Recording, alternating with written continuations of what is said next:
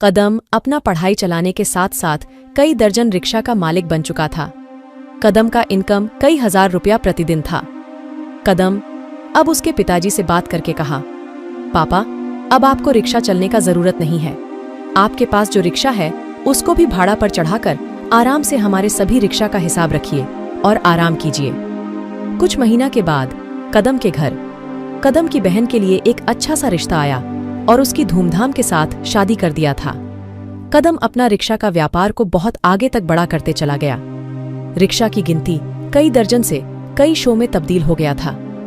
कदम का पिताजी कई सालों में इस बात को समझ चुका था कि मेरा बेटा कदम मेरे से कई गुना अधिक आगे का सोच सकता है। कदम का पिताजी अपने बेटे पर गर्व महसूस किया और बोला, ठीक है बेटा, तुम जैसे कहोगे ऐसा ही होगा। कदम पढ़ाई के साथ साथ बहुत इंटेलिजेंट था और बड़े बिजनेसमैन की तरह सोच सकता था।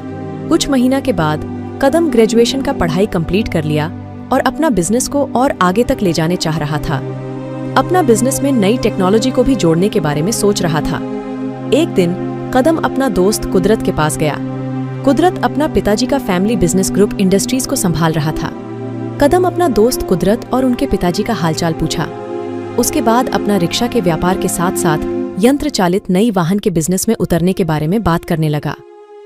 कदम का दोस्त कुदरत कदम को कहा, तुम समय के साथ साथ सही दिशा में आगे बढ़ रहे हो, बोलकर बहुत सारे बातें किया। कदम का कॉन्फिडेंस बढ़ाया और बिजनेस में उतर जाने के लिए कहा।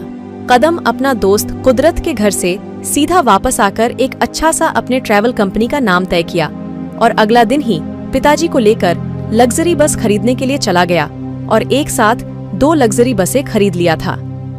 कदम अपनी लग्जरी बसें को रोड पर उतरने से पहले अपना ट्रैवल कंपनी के नाम से वेबसाइट बनवाया और बहुत से ड्राइवर और दूसरे ट्रैवल कंपनी के मालिकों को इनवाइट कर पार्टी दिया। कदम की इस नए ट्रैवल कंपनी भी बहुत अच्छा से चलने लगा था। कदम का नाम और शोहरत चारों ओर फूलने और फैलने लगा था। कदम के गांव और आसपास के सभी गांव के लोग कदम को बहुत इज्जत देने लगे थे। कुछ सालों के अंदर ही कदम अपना रिक्शा के व्यापार के जैसा ही इस ट्रैवल कंपनी में भी एक के बाद एक लग्जरी बसें जोड़ता चला गया। देखते ही देखते कदम की कंपनी वहां के सबसे बड़ा ट्रैवल कंपनी बन गया था। अब कदम का पढ़ाई भी पूरा हो चुका था। कदम के लिए चारों ओर से शादी के रिश्ते आने लगे थे। कदम वहां के प्रिय पात्र बन चुका था।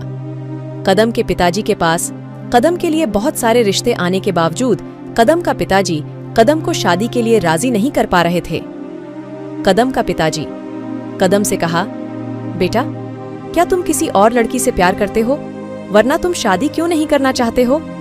इस कहानी के अगले भाग को देखने के लिए चैनल को सब्सक्राइब कर लीजिए, बेल आइकन को क्लिक कर दीजिए और इसी के साथ ही आप सभी से विदा लेते हैं।